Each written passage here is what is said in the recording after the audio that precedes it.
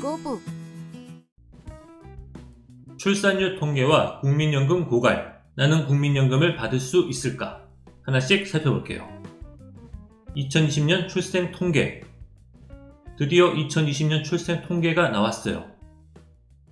우리가 궁금한 출생아 수, 합계 출산율을 보면 2020년 출생아 수 27만 2천명, 합계 출산율 0.84명, 안타깝게도 잠정 통계와 차이가 없습니다.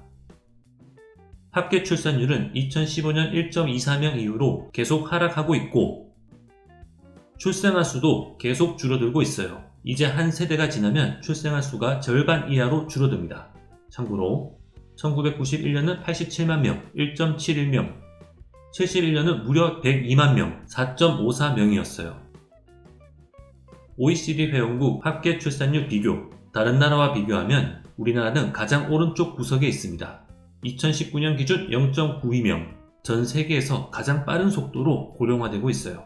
더 무서운 것은 함께 발표된 6월 인구 동향 통계, 시도별 출생아 수를 보면 2020년 1월부터 6월까지 14만 1858명, 21년 올해는 13만 6917명, 3.5%가 또 감소했어요.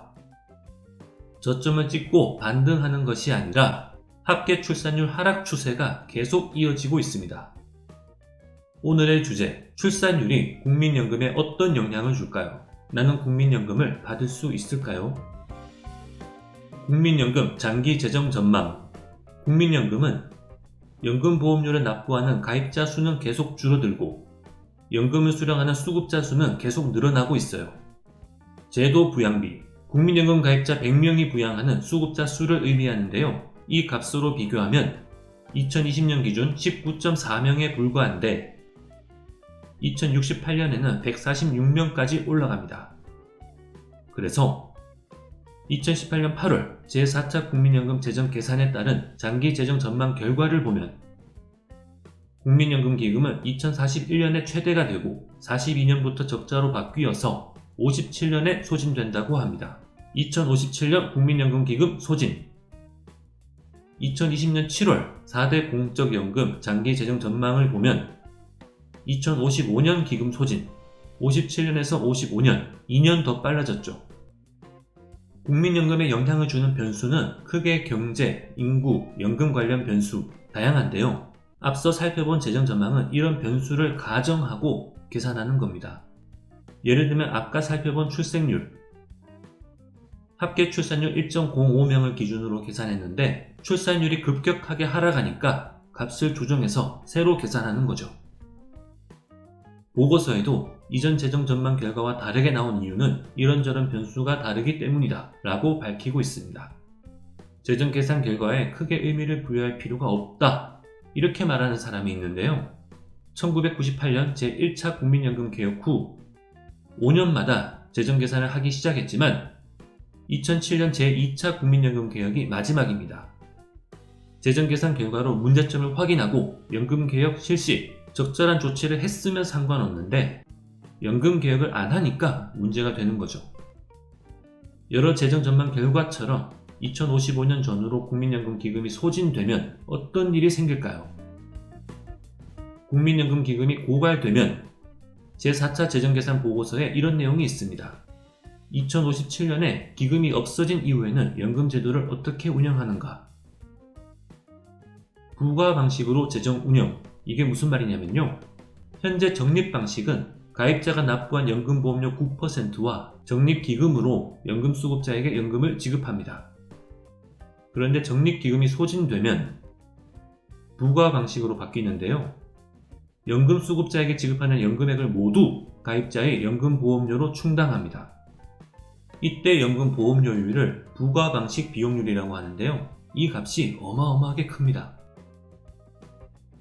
출산율 1.05명을 가정할 때 부과 방식 비용률은 2050년 21.5%, 2060년 29.3%, 2080년 37.7%.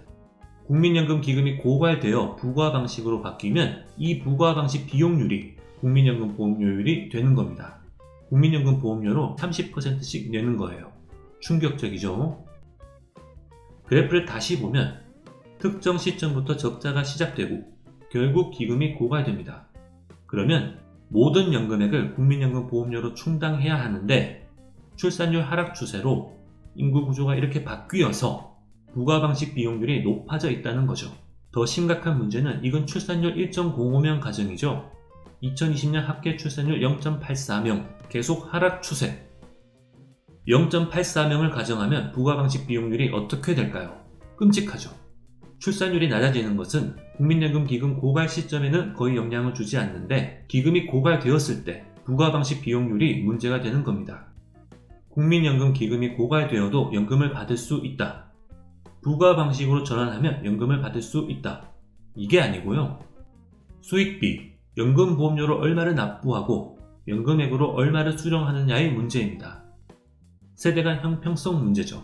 국민연금 수익비가 너무 낮아지면 오히려 가입하는 것이 손해면 국민연금 가입을 거부하는 움직임도 생길 수 있습니다. 거북이 생각. 국민연금 기금 운용 수익률, 최근의 성과가 괜찮죠?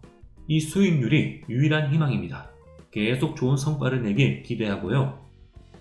그래프를 다시 보면 제도 부양비가 낮아지기 시작하죠. 부가방식 비용률이 더 이상 높아지지 않고 다시 하락하는 것과 관련이 있어요. 결국 이 시점까지 국민연금 기금이 고갈되는 것을 최대한 지연시켜야 충격을 최소화할 수 있습니다. 2023년에 또 재정 계산을 하겠죠? 심각한 결과가 예상되는데요. 다음 정부는 연금 개혁을 미루지 말고 꼭 제대로 하면 좋겠습니다.